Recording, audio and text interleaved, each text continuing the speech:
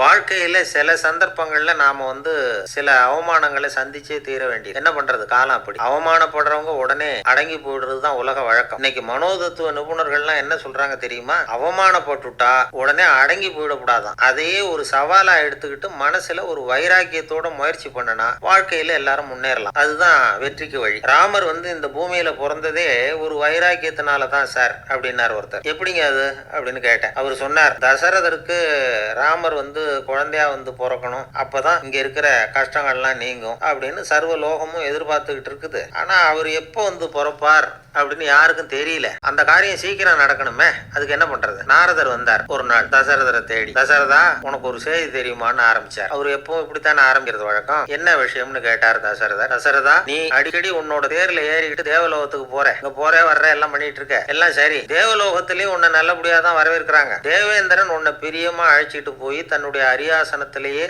தனக்கு பக்கத்திலேயே உட்கார வைக்கிறான்.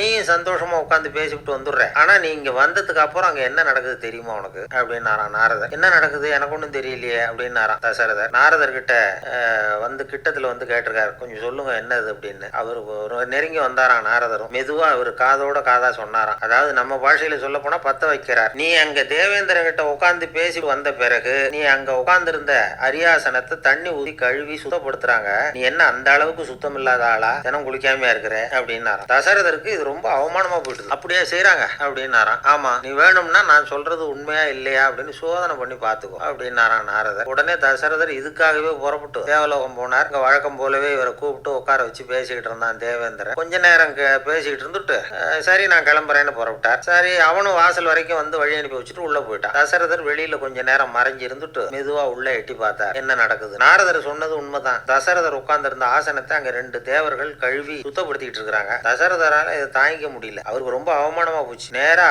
கிடுகிடுன்னு தேவேந்திரன் கிட்டே போனார். நான் உட்கார்ந்து இருந்த இருக்கையை சுத்தம் பண்றியே, நான் என்ன அந்த அளவுக்கு பாவியா அப்படின்னு கேட்டார். ரொம்ப கோபமா கேட்டார். தசரதரே, மனுஷனுக்கு 3 கடன்கள் உண்டு. தேவ கடன், ரிஷி கடன், பித்ரு கடன். இதை தீர்க்காதவன் பாவியாகிறான். இதுல மகனை பெறுவதால் தான் பித்ரு கடன் தீரும். உனக்கு மகன் கிடையாது, அதனால நீ பாவியாகிற. பாவி உட்கார்ந்து இருந்த இடம்ங்கிறதுனால அதை சுத்தம் செய்ய வேண்டியது எங்க கடமை அப்படின்னு நானா தேவேந்திரன். இந்த இடத்துல தசரதருக்கு ஏற்பட்ட அவமானம் ஒரு வைராக்கியமா மாறிச்சு. தேவேந்திரனே கேட்டுக்கோ, ஒரு மகனை பெற்ற பிறகுதான் இந்த சபையில மறுபடியும் அடி எடுத்து வைப்பேன் அப்படின்னு சொல்லிட்டு போயிட்டாராம். போய் புத்திர காமேஷ்டி யாகம் பண்ணார். புத்திரர்கள் பிறந்தார்கள். இந்த கதையில உள்ள கருத்து என்னன்னா, தேவேந்திரன் தசரதரை அப்படி அவமானப்படுத்தலைன்னா அவருக்கு இப்படி ஒரு வைராக்கியம் பிறந்திருக்குமா?